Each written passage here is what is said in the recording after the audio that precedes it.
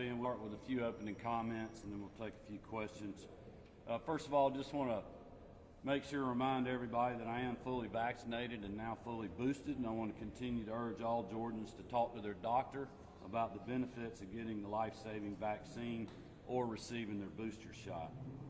We're encouraged by the data demonstrating that when you're vaccinated and boosted, you have great protection against the virus and symptoms are more likely to be mild. 60% of Georgians have now had at least one dose. 53% of Georgians are fully vaccinated, and 30% of those fully vaccinated are also now boosted. I believe it's time to trust our citizens to do what is right for themselves and for their families, and we will continue to do that. That being said, I will not be implementing any measures that shutter businesses or divide the vaccinated from the unvaccinated or the masked from the unmasked. I've also been in constant communication with hospital leadership to help fulfill their needs. This morning I spoke to 9 different health systems from around the state. They are obviously being inundated with people who need to be tested but are not experiencing severe symptoms. To keep emergency room and hospital resources available to the individuals who have the most critical health needs, we're urging Georgians to do their COVID-19 testing at primary care locations, public health sites, or use reliable at-home testing kits. The Georgia Department of Public Health is actively working to increase testing capabilities. Dr. Toomey was on the bigger call we had this morning and alluded to that and other things, and we will be doing everything that we can to support them in this effort. Currently, DPH is also working to secure a new testing site in the metro Atlanta area near the airport. They're also expanding staff at the district test sites as well. To further support the needs of the medical community, we will be putting $100 million toward healthcare staff augmentation across the state. This could mean up to 1,000 additional personnel. As of right now, their assignments will be effective for 13 weeks. Additionally, if you'll remember, in August, we authorized up to 2,500 National Guard troops for times such as this. We are beginning to identify their assignments. We will be deploying approximately 200 troops starting January the 3rd. Approximately 96 of those to support Department of Public Health, including testing sites, and approximately 100 will be going to hospitals. We are planning and we will begin mobilizing by next week. We'll also be operating at capacity and fulfilling assignments by January the 18th. In closing, I just want to continue to reassure my fellow Georgians, we've gotten through this before. We'll absolutely do it again. We're all in this together. We will work diligently to provide aid and cut down on people's wait times at testing locations, but we want to urge Georgians to be patient and be compassionate to your fellow neighbors and citizens. Thank you. Stay healthy, stay safe, and God bless. With that, we'll take a few questions. Governor, when you talked to those hospital leaders this morning, what was the number one concern that they had, the number one ask they gave for you? Well, I think on the messaging side of things, the number one ask for them was just to tell people don't come to the emergency room to get tested. I mean, look, obviously if people are sick, they're not feeling well, if that is their only option, they absolutely need to go to the emergency room.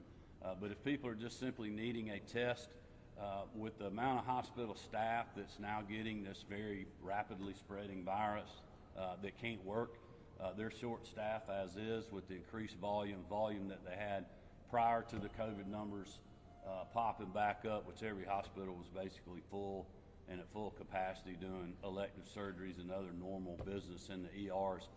They are just asking people, it would be helpful to them not to go to the hospital to get a test if you have another option like a public health site and other things. And we talked to some of the rural systems today about getting ahead of that, knowing that that's going to be an issue for them. This obviously, unlike the last wave with Delta, if you remember, it started in really in Florida and moved up.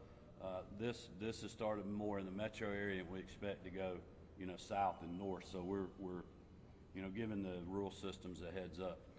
The biggest thing that they're experiencing, though, inside the hospital is just a staffing issue. Just with the volume that's out there, obviously this is happening all over the country, all at the same time. So every state, every hospital for the most part is dealing with this issue, and everybody has people that have gotten coronavirus and they can't go to work. May have very mild symptoms, but they still are unable to work without quarantining for several days. So that's short-staffed the hospitals. That's why we're doing the augmented staffing again. And this will be a challenge really across the country over the next 2 or 3 weeks. But as fast as this is moving, hopefully this will be a shorter lifespan than what we've seen in the past. But look, we'll ride it out, fight, and support as long as we need to. Are the people out there for you to hire? You've got that $100 million to spend. Are there people there you can get into these hospitals quickly? Well, I asked that same question, and our team feels very confident that they can get the resources that they need to support our hospitals. We've had a proven track record of doing that in the past with some very good vendors, so our team's very confident that we can fulfill that mission. Governor Kemp, we know that the testing sites are also experiencing very long lines. Are there plans in place to maybe partner with the local county health departments for the troops to come help with testing as well? Well, I'll let Dr. Toomey speak to that specifically. I know she's not here with me, but we'll be glad to get her any questions that she can follow up with. She's kind of running point on what the public health response is to the testing facilities. Like I said, on the state side, we're ramping up. I know that the counties probably are too.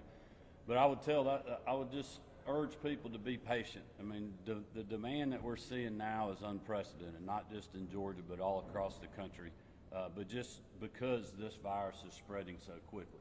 The good news is early indications are if you're vaccinated and boosted that you have good protection and it will be milder than what the Delta variant was. I don't want to speak too much to that because I haven't been reading every medical report that's out there. But it is spreading a lot quicker than anything we've seen. I mean, you can just simply look at the numbers. So we realize testing sites are going to get overwhelmed. That's why we want people to be patient. We're doing everything that we can with the resources that we have, people, number one, and testing supplies to fulfill the needs, and we will continue to do so. Governor, what is the next strategy for increasing vaccination rates? Are you considering other incentives? What does your office do moving forward? Well, I think at this point I'm trusting people to do what they feel is best for them. I mean, I think badgering from the government, especially when you think about the federal response that we've had from President Biden, literally saying that he was going to unify the country and we were not going to have vaccine mandates. Well, now we have a mandate. You heard his remarks the other day throwing things back at the states after, just a few weeks ago he was telling the governors to get out of the way. What people can count on in Georgia is we're going to continue to have consistent leadership where we're talking to our medical professionals like I did today, talking to 9 different healthcare CEOs or their representatives, continuing to stay in touch with Dr. Toomey and her office on all the different responses that we got that's going on testing and a lot of other things that we're doing. And we're just going to throw every resource we have. But at this point, people have been so confused by the government. The last thing I think we need is government politicians and leaders, especially in Washington, confusing them even more or even trying to convince people. My message has been very consistent for months and months and months now. Talk to your doctor. Talk to your local pharmacists that you support. Make a good health care decision for you and your family. I mean, we have to trust people to do that. You've seen our business community and our small business owners are doing the same thing. You got some people that are closing down. Some people are fighting through it. We have to trust people. And we have a lot of tools to fight this virus with now. We have to trust people to use every tool available to take care of, their business, their family, their staff, and their customers. And that's what we've been doing in Georgia for a long time. All right. Thank you all so much. We appreciate you coming out. Thank you. Thank you.